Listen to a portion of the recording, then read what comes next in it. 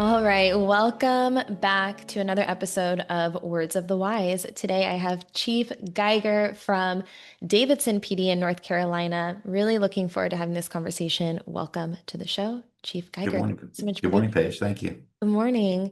I didn't ask you offline, how many years have you been in law enforcement total? This is my 15th year of law enforcement, all Wow. with Davidson PD. Wow. And you have a really interesting background, and I don't want to speak for you, so I'm going to let you take the floor and give us some background into you. Sure, maybe not the most traditional method or path to get to law enforcement, but out of college, I was a professional golfer, played college golf, and had a group of gentlemen from Ohio mostly that supported me and sent me out to play golf full time. So I did that for almost 10 years. That's amazing. I've never played golf in my life, but I know it takes a really huge amount of skill and concentration and control.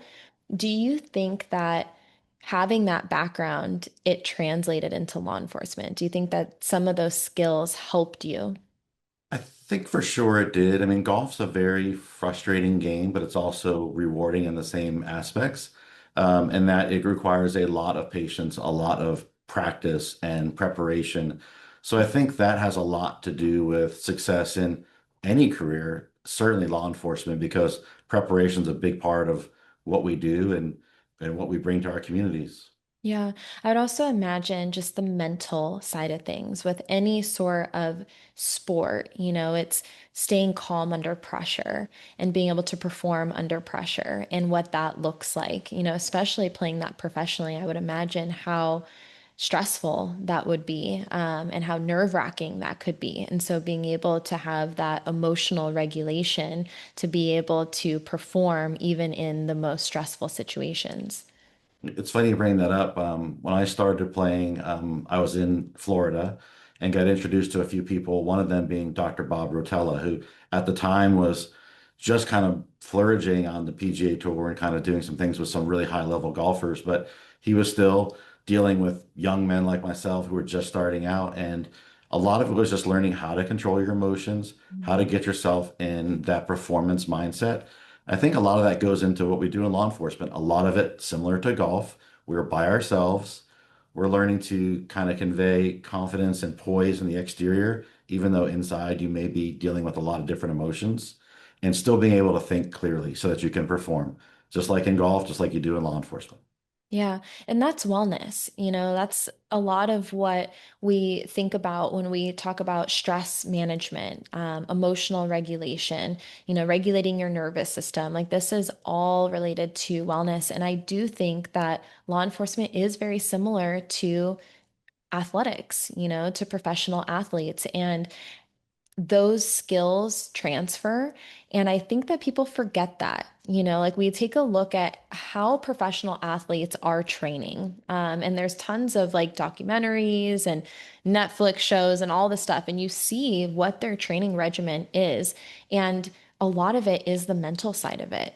It's almost, I would say, one of the biggest things. Of course, like you want to be physically able to perform at an elite level and be able to do the functions of what you're there to accomplish, but the mental side of it, you see a lot of professional athletes who don't have that and they don't have very long careers. They kind of crack under the pressure, and so it's a really important skill set to have, and it does relate to wellness. My question for you is, how do you go from being a professional golfer to now being chief of police? It's just such a linear growth pattern, right? Just go from professional golf to policing. Exactly. Um, no, I mean, people have asked me this question like, oh my God, you've taken such a different career. And really what I told them is in between my playing career and before my law enforcement career, I managed country clubs. So I was dealing with 500 to 1,000 members that expected a certain level of service, that expected things to be very orderly in the way that they expected them to be. And typically, as a manager, you're dealing with all of the personnel issues, all of the craziness in the back of the house, and at the same time, projecting this calm, kind of oasis type feeling out front when you're dealing with the members. And of course, you are the main chief complaint department. So Mm. you learn to deal with people that are very upset, that have a very high level of expectation. And then how do you kind of navigate those waters to make them feel like they're being heard, but at the same time, you may have to be telling them no. Yeah. So everything that you did really did prepare you for this. It wasn't like I think people do look at it and they're like, wow, that's a really interesting change of events. But you're saying that a lot of what you did was very similar to what you're doing now. And so that transition maybe wasn't as, I don't want to say crazy, but wasn't as like, Yeah, dramatic, right? dramatic, Yeah. yeah, as maybe people thought it was. That's really cool.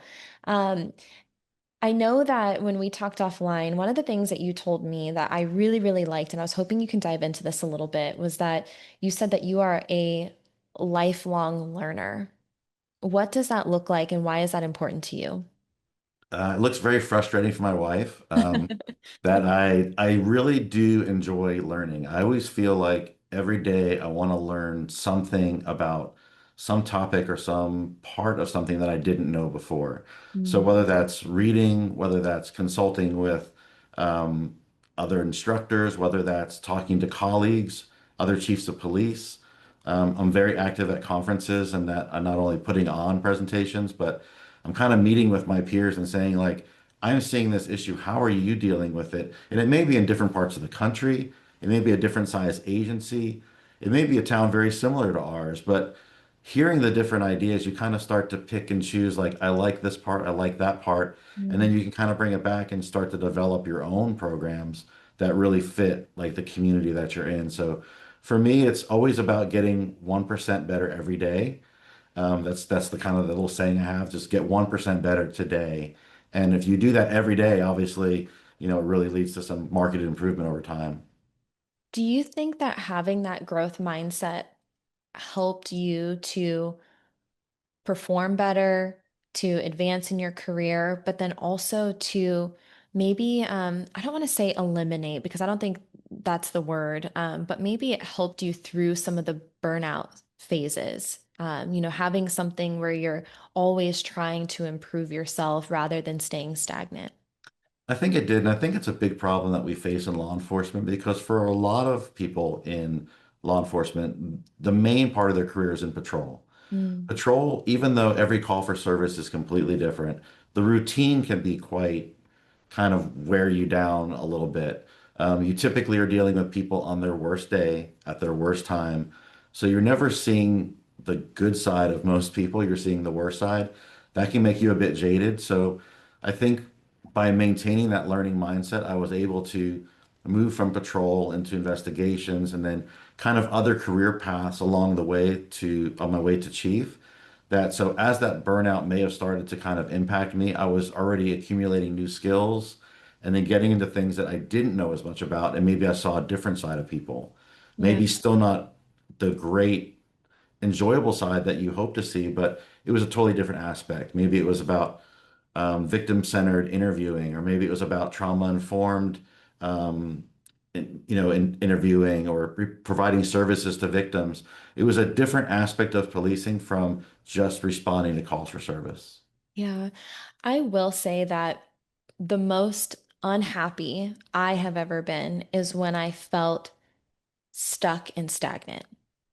I think that sometimes when we get into that position where it feels like Groundhog's Day, where it's like the same thing over and over, and maybe it's not the best, right? Like you were saying, some of it's like really stressful and it's just repetitive, and you're like, gosh, like there's no end in sight. There's no light at the end of the tunnel. And I've definitely been there plenty of times in my life where I'm like, man, like, and you feel like you want to quit and that you start to feel like you said, like kind of that burnout cycle. But I really like this idea and I don't necessarily, and you can tell me how you feel about this, but I don't necessarily feel like you always have to be looking for the next best thing. I think that you can find that growth and improvement in your existing situation too. I think it's a mindset. It's like, how can I kind of counter some of this stagnation? How can I feel, like you said, that I'm getting better every day in one way or another? I also think that you can strive to be better in other areas of your life and not just your career. You can say, like, how can I be a better partner? How can I be a better listener? How can I, and just trying to think of ways for you as a human to grow as well. And that I think helps to feel like there's forward momentum rather than feeling like you're at a dead stop. I think one of the big things that I can bring from my current role as chief is that I've talked to all our officers and I told them that we start working together, you are empowered to make the impacts on the community that you see as appropriate. They Mm, all know what to do. They know what's legal. They know what's ethical. They know what's moral. So how do you solve the problems that you're going and seeing every day? Because that's where the groundhog effect comes, right? The Groundhog's Day, where you're like, you're back at this call, you're back with the same dealing with the same issue and you feel like you can't impact the outcome. You mhm. feel like all you're doing is just managing the symptoms. So we encourage our officers to like really dig into figuring out what's going on. Is this a family dynamic problem? Is this a mental health, behavioral health problem? Is this just something that's maybe just a dispute or a misunderstanding that if we really dig into it, we can actually start to solve problems? So for them, a lot of them have come to me and said that that's really helped them fight that kind of that fatigue or that the Yeah. feeling of being, stuck because they're like, I know that I'm empowered to kind of do whatever I think I can do to solve this problem. So I'm not kind of stuck in the playbook of just go there, get out of there as fast as you can, take the report and go to the next one. Like we spend a lot of time on calls for service. I really like that word. You said it twice, empowered. I think that that's a really powerful word for anyone to feel like they have value and they have the ability to make the impact that they see fit. Because I think at the end of the day, we all want to feel like we've made a difference. I think everyone wants to feel like they had a positive impact on, someone's life, even someone's day, and to give them the ability to do that, I would imagine then now they're having more positive interactions with the community, which is also going to help with wellness, and they're seeing people as people, rather than, like you said, trying to like get in and out. It's like if you are having that like thought process of empathy, what kind of situation is this? How can I help? What are the steps to, improve their situation? What does that look like? You're having more of this empathetic, emotional, intelligent type mindset, and then you're having different interactions with the community, some maybe more positive.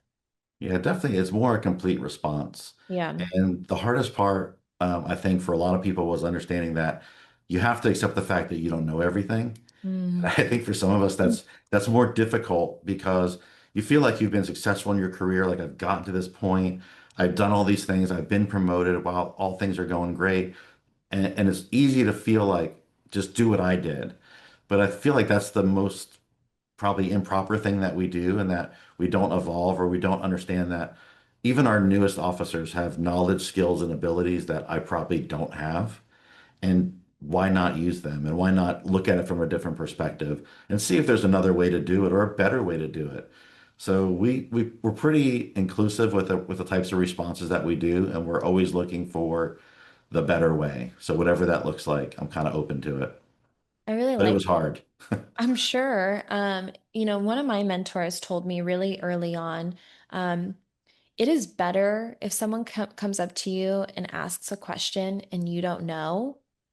It's better to say, I don't know, than to like try to make something up, and I think it is hard, like when you don't know everything, like you said, and you like want to feel like you're the expert in the field, and then someone comes up to you and they ask a question and you're like, I don't know.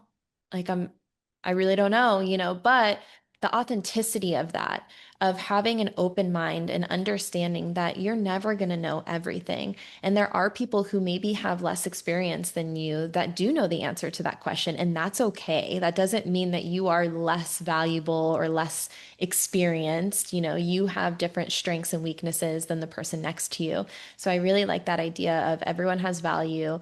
How can you learn from everyone? And I think that's, everyone, within your organization. But I also like, I try to learn things from people like in the community that come from like totally different, like totally different life, of Yeah, like, why do you see it that way? Like, that is really interesting. Not a judgment of like, why do you see it that way? But it's like, just different. tell me how, like, tell me where you got to that point because I'm really actually curious. I think having that curiosity to learn is something that is valuable too, because it's like, you know, maybe you agree with it, maybe you don't, but having a better understanding of um, perspective, other people's perspectives, I think is really cool. And having that open mind. But the last part I was going to say, I know I'm rambling, was also understanding that people are going to like really appreciate the fact that you were honest and authentic by saying, like, I don't know, than like lying about it and trying to pretend like you know something you don't. So. I know that wellness is something that's really important to you, and I really want to dive into, some of the things that you guys are doing organizationally and kind of the big picture. But I was hoping that maybe you could give your definition of what wellness is and what it looks like. So when I think of wellness, and I've struggled with this for a long time, like how do you define wellness? What does it look like? Especially what does it look like for law enforcement? And what I've kind of settled on is balance. Mm, It's balanced. It's balanced in your response at work. It's balanced between work and personal life, and it's balanced kind of as you as a person. Like, are you happy, or do you feel fulfilled? Do you feel empowered? Do you feel valuable? Right. So those two kind of go hand in hand. So when I look at wellness, I don't really look at it, maybe like a more simplistic version would be like, oh, are you mentally healthy? I don't look at it like just that aspect of it. There's so much more to it than just are you in a good space mentally? It's a lot of things. It's are you sleeping? Are you eating well? Are you in a good relationship? Are you experiencing that balance at work and are you feeling like the work product that you're producing is making an impact? Do mm, you go home and feel like, wow, I had a great day today. I really did something positive.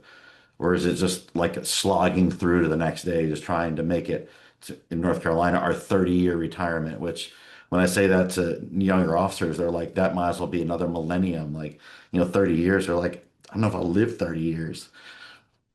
This is a different mindset. Again, that perspective is just totally different. So yeah. wellness is really more just about balance in everything. Yeah. Can I tell you a really funny story Sure. that you just reminded me of? And I think you'll appreciate this because you come from a golf background. I was working at an academy, and this young man came up to me and he was like, "Excuse me, ma'am, what can I do?" He's like, "I play golf a lot." He's like, "And like I have this hip pain." He's like, "What can I do for this hip pain?" And I was like, "Oh, like blah, blah, blah." And I'm like talking to him about it. And he goes, "Thank you. I just really want to make sure that I can walk when I'm 40." And I was like, Like 40. oh no, yeah. And I was like, okay. And I was in that moment, I'm like, how do I respond? Because he came up to me asking. So I want him to continue to have that um, encouragement to like ask the questions. I don't want to like make him feel like it was shut down. So I was like, well, thank you so much for coming up to me. Definitely do these things, try that, see how it works. I'm like, but I think that we can raise that bar a little bit. I think you'll be okay at 40. I think like maybe, 80 would be good.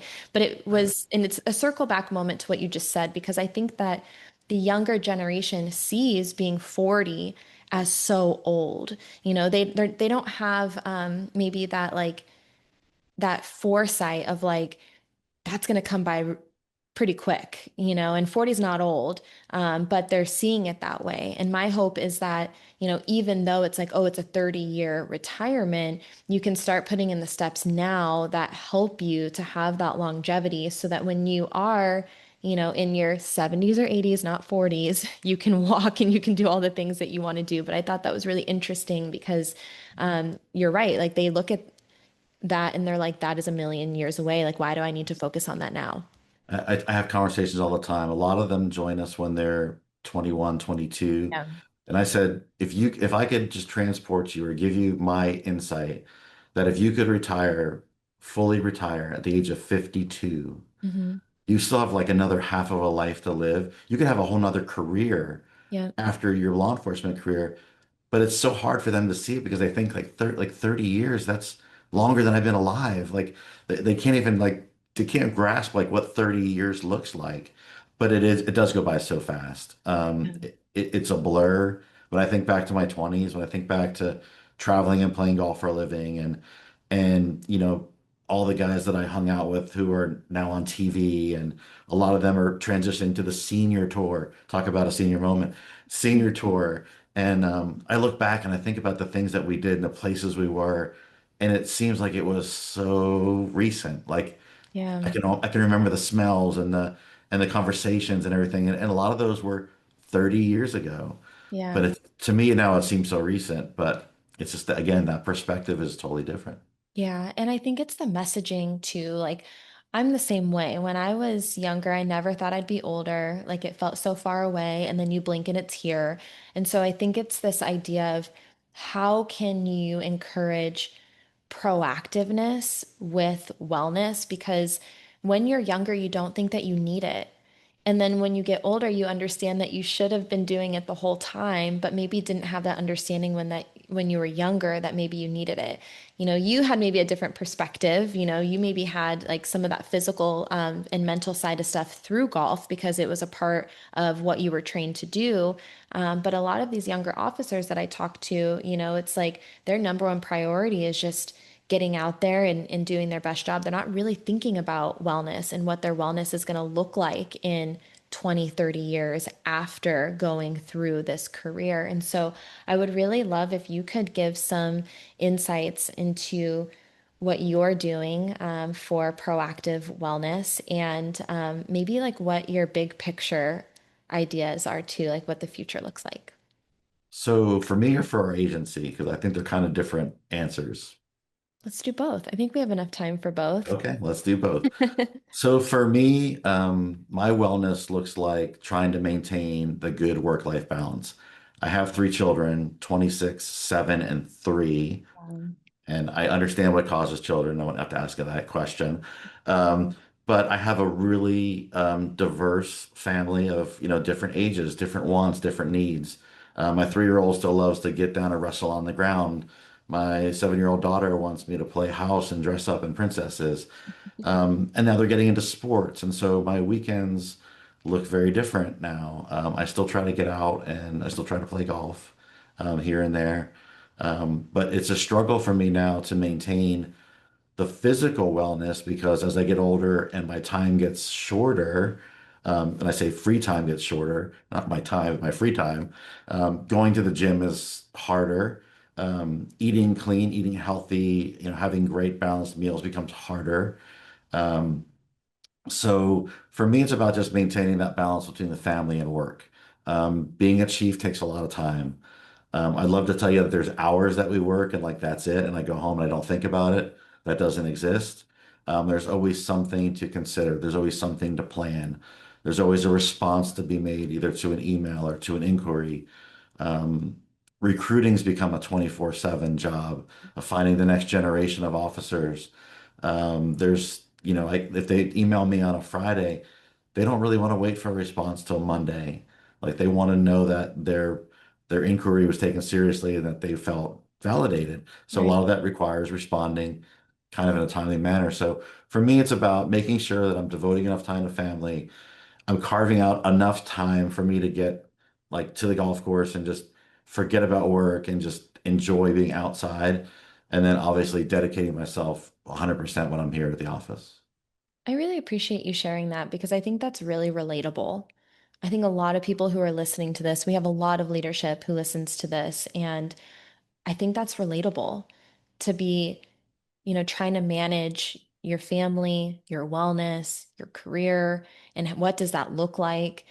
Do you have any strategies where you've been able to like consistently carve out that time? And I can kind of give you an example of something that I've had to do. And it took a long time for me to get here because it's a lot of trial and error, and giving yourself grace. But one of the things that I had to do was schedule myself for certain things. And I had to like shift my mindset of, if I have a meeting, for example, if I have this podcast scheduled with you, there is absolutely no way, unless it is a dire emergency or I'm in like my deathbed super sick, that I would just cancel short notice on you, right? I value you and I value your time. I also have to value myself and my time in that same way. And so I had to shift my perspective of saying, if I schedule myself for a specific wellness, um, maybe it's working out at the gym, maybe it's, going and doing a yoga class, maybe it's, taking 15 minutes to do like some breathing midday or whatever that is. If I schedule that for myself, then I have to value myself and my own time as much as I would value someone else's time. And so for me, that worked. But I know everyone has different things that work for them and different strategies. Have you been able to find anything that's worked for you? I think it's important. Actually, I probably share your passion for scheduling. For me in my world, I have a saying that if it's not on my phone, it doesn't exist. Yep. Because there's so many, I'm pulled in so many different ways, so many different committees and meetings and priorities that if I can't put it in one place where I can look at my day and say, okay, I have this, I have that, I have all these different things, and then I often will schedule time to do a lot of preparation, like preparation work that I have to do for a meeting. If I don't schedule the time, I find myself like 10 minutes before the meeting going, oh my God, there's all these things I needed to print out and I needed to get these thoughts together. And that just builds up the anxiety. So I don't go there feeling prepared or feel like I'm going to be productive. Two feelings that I hate. So I've kind of taken to scheduling those times, whether it's time on the golf course, time to prepare for meetings, time with family, time away.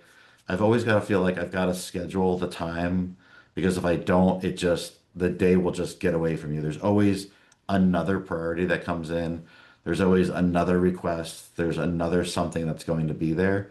And so if I don't prioritize me and the things that I think are important, then just everything else just kind of runs amok. Yeah, I am on the same page. I say the same thing, but I say the same thing in the sense of it's if it's not on my calendar, it's not going to happen. That's Um, it. so I live and die by my calendar, but it works. And like you said, it's a prioritization of your time, and no one's perfect. No system is going to be perfect. There might be something that pops up that does take priority over maybe something that I have scheduled for myself. But I try to stay really, really consistent with that as much as I can, understanding that one, I believe in authenticity. And I really believe that if you are going to, I should say, if I'm going to be on a podcast talking about wellness, it's really important that I'm prioritizing my own wellness. I don't think that it's authentic to not do that. But also the understanding that if I want to show up as the most productive, if I want to do the best job and show up for other people in the most effective way that I possibly can, I have to take care of myself.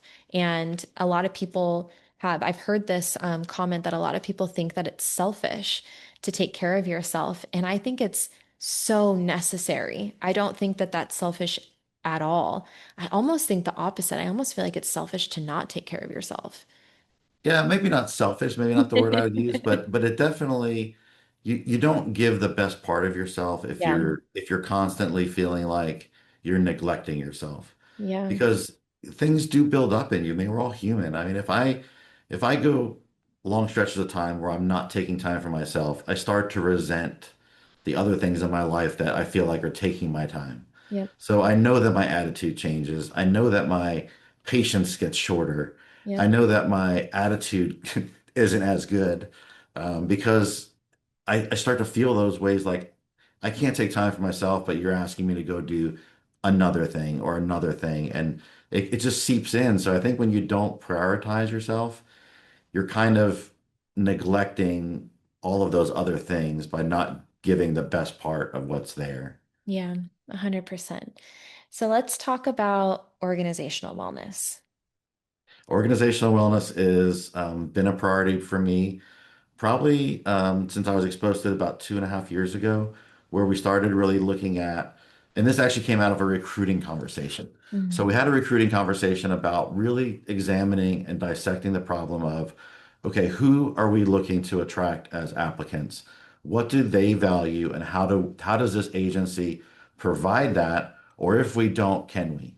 mm, So that's where this all started. We're an exceptionally selective agency in that we may get hundreds of applicants and really fill one spot. Our community is very It's very high standards. We want them to be good communicators. We want them to be emotionally mature. We want them to have some life experience, which would be great. They have to have the right character.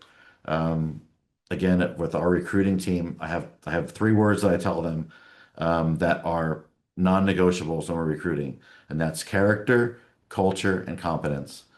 And they know right off the bat that if they're talking with someone or communicating with someone and the character is not there, don't waste my time because the answer is no. And that goes into the wellness conversation of, okay, so what does our agency do? We're not the most fast paced. We don't kick indoors. We don't get in car chases. That's not who we are. We're more about being problem solvers in our community.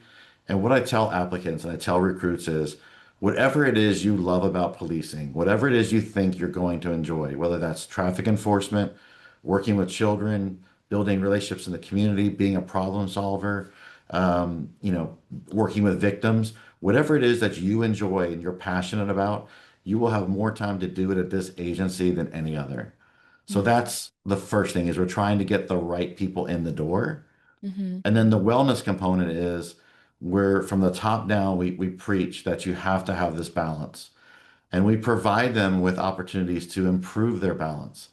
So we have community partners that help us with financial planning for the officers at no cost. We have community partners that help us with estate planning, or wills and trusts, things like that. They do it the basics for no cost and then a heavily discounted if you have a more complex situation. Maybe you have kids or you have a business or you have investments or they'll do that at a very discounted cost. We brought a co-responder in as part of our police team almost 2 years ago now to help in the community, but also she kind of serves a dual role in that she provides guidance for our officers when they may need other services in the community, whether that be mental health, whether that be stress management, whether that be something else where they don't have to come to the chief and say like, "Hey, I'm feeling really stressed out and I need this." They can go to her. She's a trusted advisor, and she can point them in the right direction, connect them with the right people, and they can get those services. And it doesn't have to be this elephant in the room that, no one wants to talk about because, I had to go see a counselor and now I'm not going to be a good officer. Because I don't think that those two things are synonymous. Yeah. I wanted to touch a little bit on the recruitment and retention side of things because I do think that wellness plays a big role in it and having these measures where people are like, the agency cares about me, right? The agency wants me to succeed mentally, physically, financially, all the things that I need to thrive in my career and then set me up for a long and successful retirement when that day comes. We know that recruitment is challenging, and you mentioned this earlier, but how do you find the right people and how do you maintain that level um, and that high standard when maybe the pool is a little bit smaller than it used to be? And do you think that all of the wellness measures that you've now started to prioritize, do you think that that has helped to improve the number of applicants that have come in? It's a very challenging environment. We're in the Charlotte market, so 158 families moving to the Charlotte region every day. So our population is exploding. Traffic obviously is exploding. And with that comes more problems. So obviously, we're always looking for new officers to maintain our agency size and maintain our presence in the community. We've enjoyed being one of the top five safest communities in North Carolina for years. We're Awesome. really trying hard to hold on to that because, again, it gets tougher. We're only 20 miles from Charlotte, and we're about 10 miles from another community, Mooresville. That's the fastest growing community in the United States. So we're sandwiched between those two large entities, and it's difficult sometimes to do that. So when we're recruiting, like I said, we have very high standards because we're looking for a certain type of person. We want that person that already comes with us with a sense of balance. Mm. We have heavy incentives for education, for higher education. We have incentives for experience. We have incentives for being multilingual. And we have incentives for living in the town of Davidson. On top of that, the town is very supportive with their benefits. They provide medical, dental, and vision for our employees. So that allows us to be competitive in a very, very tough market, even though we're not the highest paid agency, because we offer a great work environment, a supportive town, great amenities and those extra added benefits.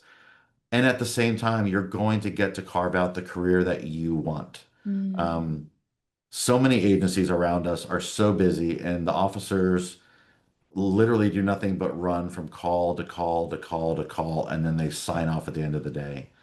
To me, that is the furthest thing from what I want to do as a law enforcement officer. I want to feel like I'm impacting families. I want to feel like I'm able to solve problems and create solutions. And when you're doing nothing but running from 911 call to 911 call, you're literally slapping band-aids on, gushing arterial bleeds. I mean, you're just buying moments because the next day you're going to be back out there again. And do you think that by having that environment where you're able to have those interactions, we talked about this before, like having those, higher impact moments with the community and having an agency that supports you, but also holds you at a higher standard, do you think that that helps with wellness long term? I think it does. I mean, obviously the accountability factor, I think, is inherent in what we do nationally. But even here, I think it's even more so because we don't just want the minimal response. We want a comprehensive response. Yeah. But that's part of the reason why the people that are part of this agency are here, is Hmm. because they valued that. So again, that marriage has to be there, that what they're looking for and what they're wanting to bring to their job is also what we're asking them to do. So that's why that recruiting part is so important. And the wellness part of it is just, again, creating that support system where these people don't feel like if I don't feel well, that there's something wrong with me. Yeah. It may just be the job. We still encounter traumatic events pretty much on a daily or weekly basis. So not everyone handles those the same. Some do very, very well. Some can balance that out. They can compartmentalize, while others may think about it for multiple days and they may need more support. So creating those pathways for them to access the support and then being supportive in them doing that, I think is the biggest part that comes out of this office, and that we're not trying to stigmatize someone that needs support, or we're not shying away from applicants that say that wellness is a priority for me in my career and what is the agency going to do to support that. We don't look at that as someone being needy. We look at that as someone being self-aware. Like, I'm going into a tough career and I know that I'm probably going to need support to get through this career. So how are you going to help me? So that's the biggest mindset change I think that we've had, and that we probably are different than a lot of other agencies, and that we've embraced that mindset. Because my generation is the suck it up buttercup generation. Don't bring I don't want to hear your problems. I don't care about your family. Just, you're here to do a job, do your job, and then go home. And we've had to embrace that things are now different, and the workforce wants something different, and they thrive on something different. So why not provide that?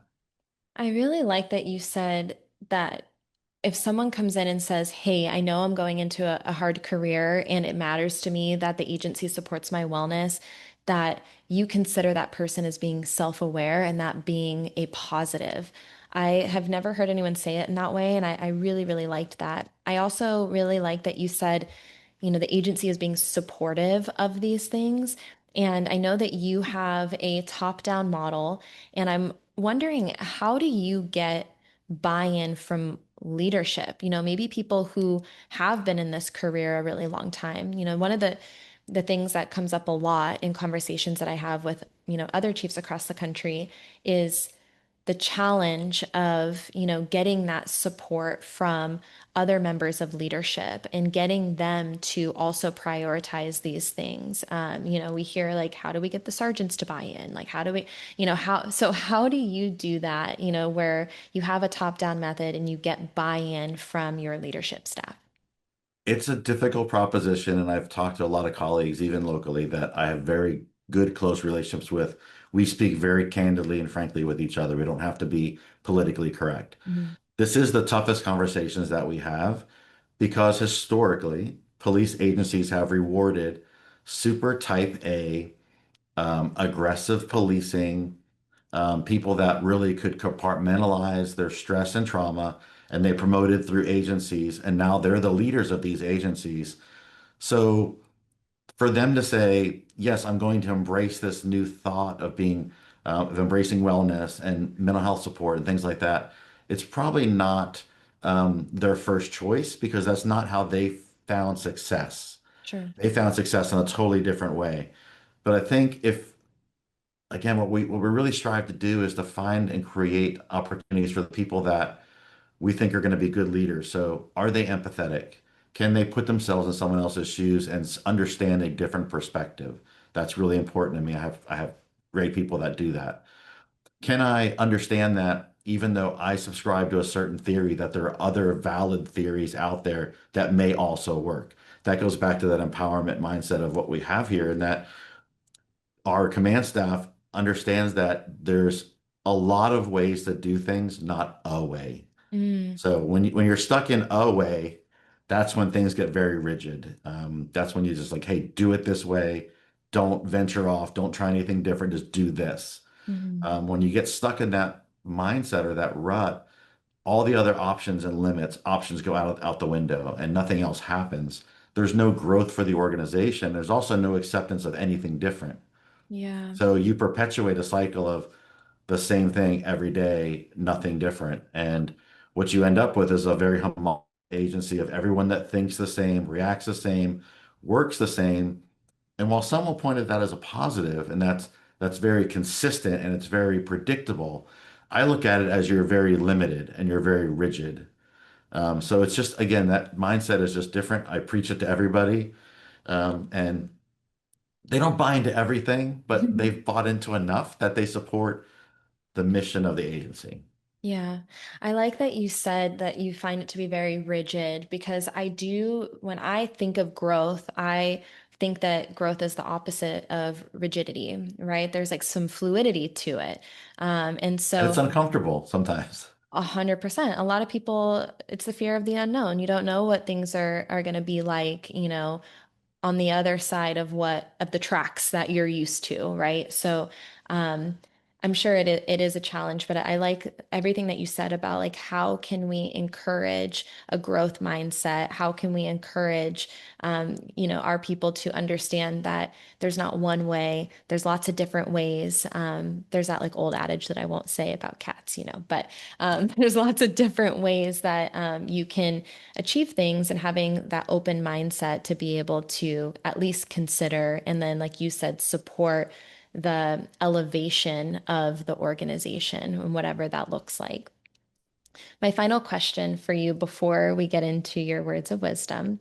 Um, Funding is a challenge for everybody, every organization I talk to. And I don't know if it's this year or if it's just every year feels that way, but this year especially feels like things are kind of getting tighter and tighter. And so, how do you prove ROI with wellness programs and the things that you're doing? And how have you found success in funding some of these initiatives? Great question. This is one that we deal with a lot, and that funding is always getting tighter. Governments have never been asked to do more. There's a lot of competing priorities. If even in our town, public safety is very important. Parks are very important. Affordable housing is very important. Transportation needs are very important. Which one's the most important? Depends who you talk to. So obviously everyone's competing for the same funding Mm, for their priorities. So we've created our priorities to be ones that, support providing the public safety that our people expect. Um, but in ways that we do it, and that wellness component is kind of counterfactual because you say like, what's the return on investment of well employees? Well, they don't take as many sick days. They provide better customer service. They are more balanced. They have less discipline issues. mhm, They are better received by the community. So a lot of those are counterfactual arguments, and that the proof is that there's a lack of proof. mm, So it's, how do you measure something that hasn't happened? We don't have great turnover in our agency. We have people that tend to be here, flourish here, stay here. Um, we have very high approval and acceptance rates from our community, and when we do any type of surveys, we have an exceptionally supportive legislature that and a board of commissioners that supports us and prioritizes our funding because they believe in our programs. So I think a lot of it of what we do is kind of the proof is in the pudding, Mm, in that we can show some data that, retention's very good. Our services are very well received. We're an accredited agency, so we're using national best practices, which an agency of our size, it's a very difficult hurdle to get over. But we believe in it enough because we want to make sure that we're doing things the best that we can. And sometimes that is, the highest level. That's a stretch for us to attain. So when I elected officials into my town manager, it's always about how the want or the need fits into the plan. mm, The Board of Commissioners sets up our strategies for the whole town, public safety being a part of that. And then for public safety, what do we need or what do we want to achieve our next goals? And yeah. one of our big goals is providing that very safe and healthy environment, and that means having great employees. Yeah. No, I really appreciate you saying that because I think it is a challenging conversation to have. There's a lot of intangibles. There's a lot of, how do you know that something's going to be successful before you do something? I call it the pay and pray. You pay for something and pray that it works. And to have those specifics that you said of like, hey, we know that our employees are happier, healthier, more productive, they stay longer, there's providing a better service to the community, and these are priorities to us, and we know that that's worthwhile. Because ultimately, what we see is you either, and I'm going to say pay, it doesn't necessarily mean monetarily, but you either pay for it in advance or you pay for it later, right? You're either proactive or you're reactive. And I think that proactive wellness and proactive measures are always harder. They always take more effort, but they're always more beneficial than reactive. And there's always a place for both. Like you have to have both. But how can we get in front of these things as much as possible to try to reduce the risk of some of those things that you mentioned from happening long term? How can you reduce the risk of mental health claims or sick time or people leaving the career early? And how can you be more proactive? There's always a cost for wellness, like you said. You Yeah. can do it on the front end or the back end. If Yep. if you don't invest in people and provide that framework, you're going to have more days away, more claims, worse interactions, worse outcomes. It is a fact that you cannot escape. So doing it on the front end proactively, we thought was a priority. 100%. Final question. This is for the younger generation. What words of wisdom would you share with someone who's earlier in their career? Maybe something that you wish you would have known earlier or something that's helped you along the way. Something I wish I would have known earlier. I think for me, a lot of it just revolves around prioritizing the things that were important to me earlier in my career. I Mm, went through a long stretch of my career where I was very driven to succeed and to grow and to be promoted. And not that it was bad. I mean, it was successful, but I think it was at the expense of, I mean, I took almost a decade away from the game of golf, something that I had done from the time when I was 10 years old. I took almost a decade away because I basically said to myself, well, I don't have time to do that, so I'm just going to cut that part out. And mm, what I found was I basically was cutting out all of the me time. So I had work me and I had family me, and that was it. mm, And that became out of balance because I was not as good at either. Because again, there's that resentment, the stress, the anxiety, all those things build up because there's no outlet for you to do the things that you love, whether it's golfing, hiking, fishing, boating, walking, fitness, whatever it is. There has to be some outlet for you to do something that speaks to your identity, that allows you to express yourself that way so that you can be a healthier work you and and a good family you, whatever that looks like. So that's the thing I think that I would tell all the younger people is whatever makes you you, don't forget about it and continue to do it because it'll be important one day. You'll making time for it will be important. Thank you. Thank you for your time. I really appreciate you coming on here and spending an hour with me. That is all I have for you, but if there's anything else you want to add, anything I miss, I'll give you the floor to kind of sign off. No, I really appreciate the time. This is a topic that's kind of near and dear to us and something that we're still learning. We are not experts, but what we have accepted is that, again, we don't know everything and we're willing to learn. So I appreciate your time as well. Thanks. Of course.